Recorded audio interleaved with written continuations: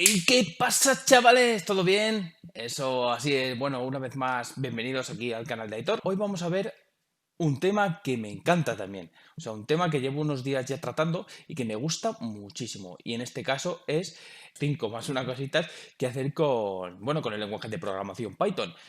En primer lugar, me gustaría comentar un poco qué es el lenguaje en sí y qué podemos hacer con él, ¿vale? Venga, vamos a por ello. Pues en primer lugar, explicar un par de cositas. Es un lenguaje multipropósito, multiparadigma, multiplataforma, es de código abierto, es muy popular y es muy fácil de aprender. Es más, a mí lo que más me gusta de Python es que es un lenguaje que es muy fácil de aprender. Actualmente tiene un amplio rango laboral. ¿Qué significa esto? Significa que hay muchísimas empresas que están contratando a gente que sepa programar en Python, ¿de acuerdo? Es un lenguaje que es de código abierto, ¿vale? Lo que significa que nosotros podemos ver el código, utilizarlo en caso de que no lo necesitemos o lo que queramos hacer, extenderlo, lo que nosotros queramos. Y bueno, pues como hemos dicho, es un lenguaje que no sé si lo he dicho ya o no lo he dicho, ¿vale? Es un lenguaje que es muy fácil de aprender, es muy fácil de leer y la curva de aprendizaje es bastante poco inclinada. El punto número uno, Python podemos utilizarlo como un sistema de scripting, sistema de línea de comandos. O sea, podemos programar en línea de comandos en tiempo real. No es necesaria una compilación y se ejecuta de manera secuencial. No necesita como te he dicho, no necesita una compilación. Eso es un punto muy a favor para hacer aplicaciones que no requieren de interfaz gráfica, para hacer aplicaciones de escritorio que nos valgan por consola de comandos y demás. Muy útil este sistema y a mí me gusta, la verdad que me gusta mucho. En el punto número 2, ¿vale? Otro aspecto muy importante que la verdad que le está ganando mucho terreno, por ejemplo, a PHP o Node, es que podemos programar web con Python, ¿vale? En este caso tenemos dos librerías, aunque bueno, una es un framework y la otra es una librería un poco más pequeña. En este caso el primer framework es Django. Es un sistema muy amplio, es un sistema muy trabajado, muy pulido para esto, para hacer desarrollo web. Y luego, por ejemplo, tenemos Flask, que Flask es una librería más pequeña, ¿vale? Más compacta, más liviana para hacer cosas más ágiles, mucho más ágiles y para hacer, vamos, como te digo, web más pequeñitas porque, claro, no tiene un sistema tan gordo. En este caso Django tendría su propio ORM, en este caso Django tendría su gestor de plantillas y demás. Que sí, que normalmente están puestas en paquetes alternativos, pero bueno, simplemente Django en general engloba un sistema capaz de generar, de programar web, como por ejemplo puede ser Symfony o Laravel para PHP, que son frameworks para PHP, que nos permiten eso, elaborar una web entera, una aplicación web entera, completa, partiendo de las plantillas, de las vistas, los controladores, la conexión de la base de datos, el ORM, todo el mapeado de datos y demás. Control de entrada a través de las requests, pues eso lo tenemos en Django, ¿de acuerdo? Punto número 3, tenemos un aspecto muy importante que la verdad que yo he empezado a estudiarlo hace bien poquito, pero me está gustando mucho, y es que Python ha sido elegido como el mejor, o sea, no como el mejor, a lo mejor como el general, digamos, no el mejor, pero sí el general, el lenguaje de programación para la ciencia de datos. En este caso, Data Science, tenemos varias librerías para poder manejar todo este amplio aspecto que es la inteligencia artificial. Ellas son NumPy y Pandas. Hay alguna más, como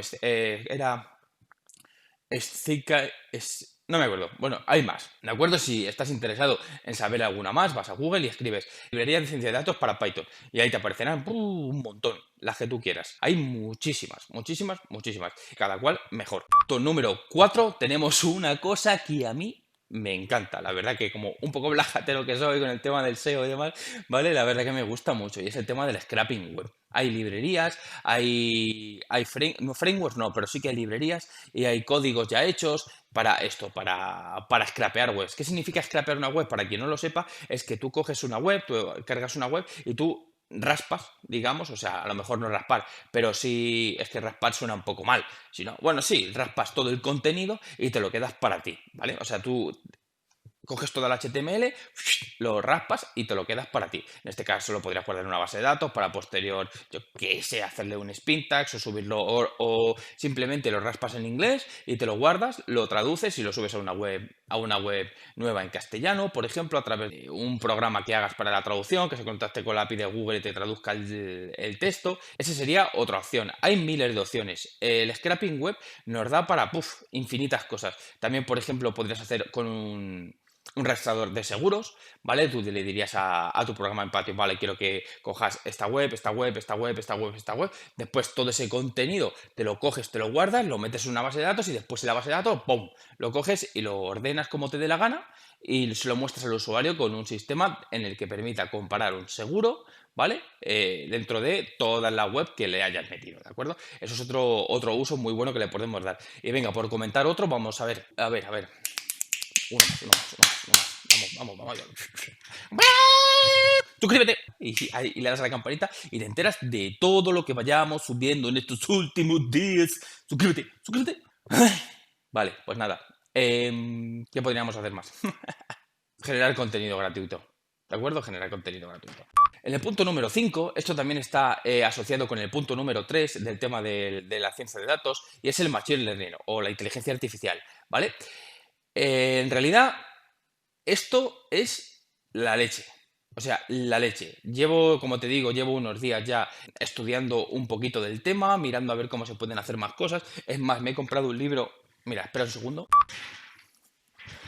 ¿Vale? ¿Veis? Menudo pedazo de tocho, me cago en sus muertos. Bueno, pues como os decía, ¿vale? Es un mundo súper apasionante. Me gusta muchísimo. Te digo, estoy empezando ahora. He visto solo una pequeña parte de lo que es una red neuronal programada en esto, ¿vale?